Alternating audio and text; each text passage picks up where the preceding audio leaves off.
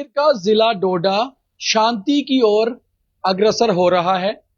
डोडा में हालात शांतिपूर्ण बने हुए हैं और पिछले 6 दिनों से वहां लगा BNS 163 यानी कि भारतीय न्याय संहिता के तहत जो 163 धारा है, जैसे पहले 144 हुआ करती थी कि 4 से ज्यादा लोग कोई बैठक नहीं कर सकते, कहीं इकट्ठे नहीं हो सकते, प्रदर्शन नहीं कर सकते, नारेबाजी नहीं कर सकते।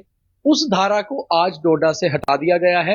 ये धारा 9 सितंबर 2025 में लगाई गई थी डोडा में, जब डोडा के विधायक महराज मलिक को PSA के तहत गिरफ्तार किया गया। उसके बाद 1-2 दिन प्रदर्शन हुए और धीरे धीरे हालात जो है वो नॉर्मल होते चले गए। और अभी जो डोडा में पोजीशन है, हालात शांतिपूर्ण में है, मगर कहीं ना कहीं फिर भी तनाव बरकरार है। उसका कारण यह है कि अभी भी डोडा में मोबाइल इंटरनेट को शुरू नहीं किया गया है। डोडा में अभी भी मोबाइल इंटरनेट बंद है। केवल वाईफाई और जो फाइबर इंटरनेट्स होते हैं उन्हें शुरू कर दिया गया है आज से। और लोग अपने ऑफिशियल काम, लोग अपने पर्सनल जो काम, जिनके घरों पर इंटरनेट सुविधा अवेलेबल है, उपलब्ध है, वो कर सकते हैं। मगर मोबाइल इंटरनेट डोडा में अभी भी बंद है। कब शुरू होगा, इसको लेकर डिस्ट्रिक्ट एडमिनिस्ट्रेशन डोडा है, डिस्ट्रिक्ट पुलिस डोडा है, वो एक सर्वे करेगी। और बड़ी चीज ये है कि जो धारा 163 है BNS के तहत, वो अभी भी एक तहसील से नहीं हटाई गई है, और ये तहसील है कहारा। कहारा वही तहसील है जहां से DDC चुनाव जीते थे महराज मलिक, और महराज मलिक बेसिकली रहने वाले भी कहारा इलाके के ही। उनके गांव में, उस इलाके में अभी भी हालात जो हैं वो बिल्कुल जो है शांतिपूर्ण तो हम कह सकते हैं, मगर कहीं ना कहीं एक तनाव नजर आता है, क्योंकि वहां पर जैसे रिस्ट्रिक्शंस थी, काफी ज्यादा सिक्योरिटी फोर्सेस को लगाया गया था। वहीं पर एक और इलाका है चिली पिंगल जिसे कहा जाता है, वहां पर भी धारा BNS 163 जो है वो अभी बनी हुई है। तो पूरे डोडा जिले से BNS 163 को हटा लिया गया है। केवल 2 इलाकों में BNS 163 अभी लगी हुई है, एक तो कहारा, एक चिली पिंगल। ये दोनों इलाके नेटिव प्लेस हैं डोडा के विधायक महराज मलिक का, जो आम आदमी पार्टी के प्रदेश अध्यक्ष भी हैं, डोडा से विधायक भी हैं। और वहीं दूसरी ओर अभी भी महराज मलिक जो है कठुआ जेल में ही है।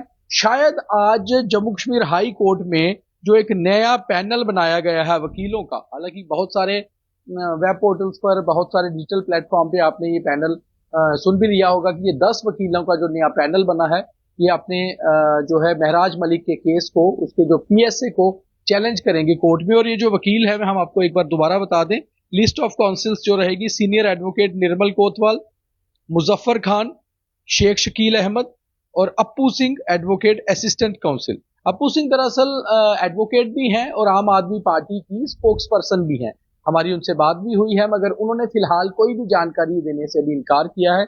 मगर जो हमारे पास जानकारी आ रही है वो ये है कि आज कोर्ट में महराज मलिक के मामले को उठाया जाएगा। आज ये मामला कोर्ट में जो है सूची में रहेगा और PSA को चैलेंज किया जाएगा जो उन पे लगा है। इसके अलावा अदर लीगल सपोर्टिंग टीम जो 6 वकीलों की है, उसमें अरविंद बंदराल, जोगिंदर ठाकुर, गौरव सरंगल, संदीप शर्मा, असीम हाशमी और तारिक मुगल, ये 6 वकील जो हैं, ये भी इन जो वकीलों का एक काउंसिल है उसको ये सपोर्टिंग टीम उनकी बनाई गई है।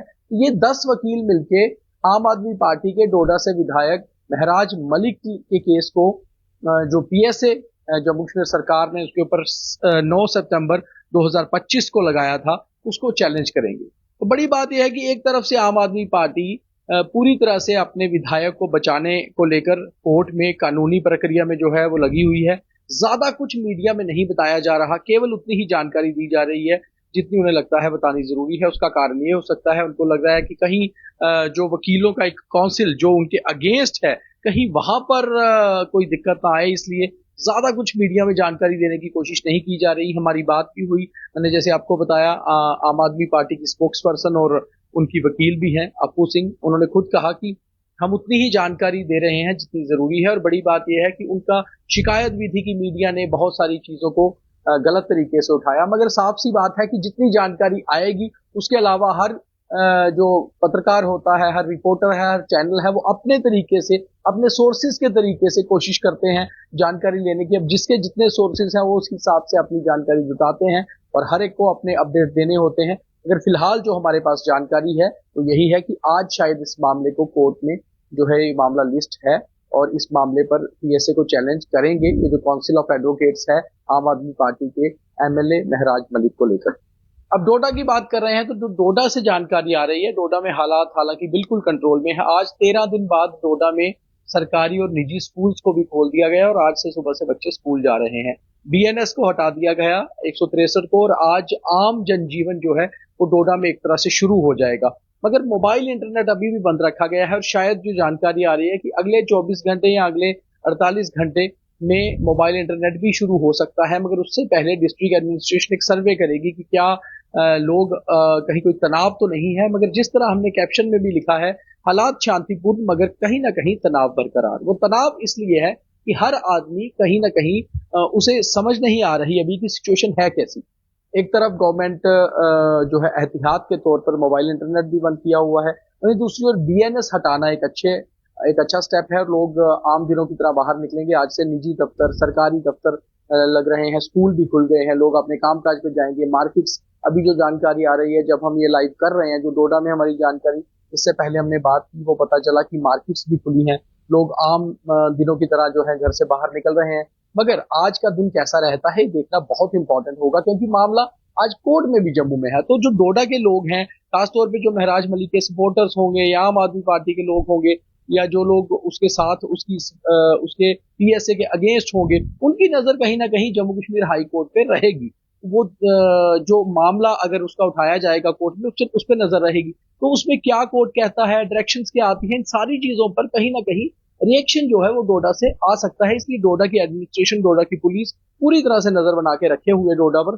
वहीं डोडा के बहुत सारे डिजिटल प्लेटफॉर्म्स पे भी प्रशासन की पूरी तरह से नजर है।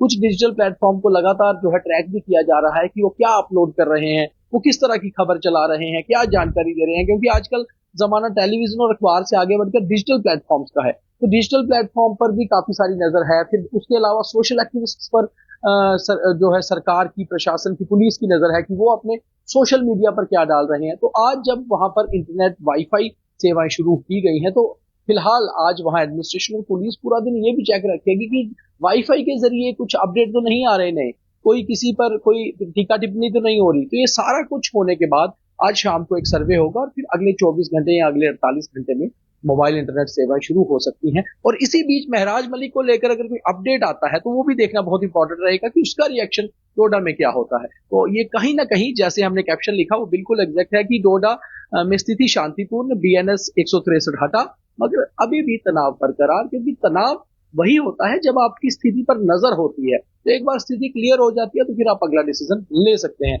जो भी अपडेट हमारे पास आएगा हम भी सबसे पहले कोशिश करेंगे आपके तक पहुंचाने की। बहुत धन्यवाद।